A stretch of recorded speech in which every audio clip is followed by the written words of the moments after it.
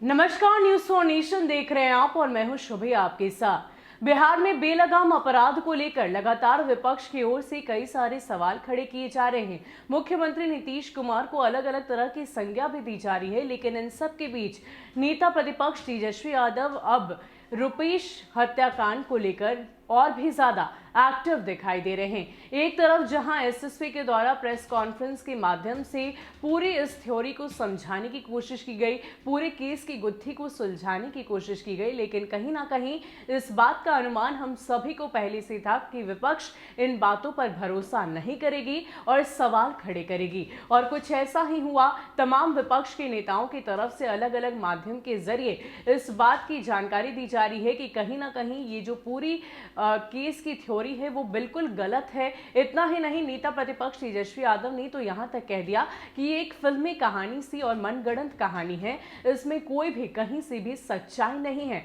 अब इन सब को लेकर जिस तरीके से रुपेश हत्याकांड केस आगे बढ़ता जा रहा है, ऐसे में नेता प्रतिपक्ष तेजस्वी यादव ने अब मुख्यमंत्री नीतीश कुमार के सामने एक बड़ी डिमांड रख दी है। दरअसल उन्होंने कहा है कि आपको अब इस्तीफा देना चाहिए। वो इसलिए क्योंकि कहीं ना कहीं आप इन चीज़ों को संभालने में कहीं से भी सक्षम नहीं दिखाई दे रहे हैं। आपकी कानून व्यवस्था, विधि व्यवस्था बिल्कुल चरमराई हुई है और अपराधियों में तो पुलिस का इकबाल ही खत्म होता जा रहा है। इतना ही नहीं, नेता प्रतिपक्ष तेजस्वी यादव अपने ट्विटर हैंडल पर हमेशा सक्रिय रहते हैं और कई सारी बातें जनता तक पहुंचाने की कोशिश करते हैं। और इसी कड़ी में रुपेश हत्याकांड को लेकर उन्होंने मुख्यमंत्री नीतीश कुमार को कई सारी बातें कही हैं और कुछ बातों का जिक्र हम आपके सामने करते हैं।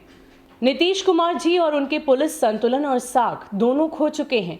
रुपेश हत्याकांड में गिरफ्तार कथित मुख्य आरोपी और रुपेश के परिजन दोनों ही सीबीआई जांच की मांग कर रहे हैं और मुख्यमंत्री को फिर भी क्या दिक्कत है? क्या देरी इसलिए की जा रही है ताकि बाकी बचे सबूत नष्ट करवाए जा सके?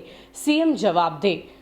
इतना ही नहीं, नेता प्रतिपक्ष तेजस्वी यादव ने एक और ट्वीट किया और लिखा कि नीतीश सरकार का निकम्मापन और नंगापन देखिए। रुपेश हत्याकांड में अपने चहेते को बचाने के लिए कैसे कैसे तिकड़मों का सहारा ले रहे हैं। मुख्यमंत्री को तत्काल प्रभाव से गृह विभाग छोड़ देना चाहिए। वो थक हार कर बिहार पर बोझ बन चुके हैं, उनसे कुछ भी नहीं संभाला जा रहा।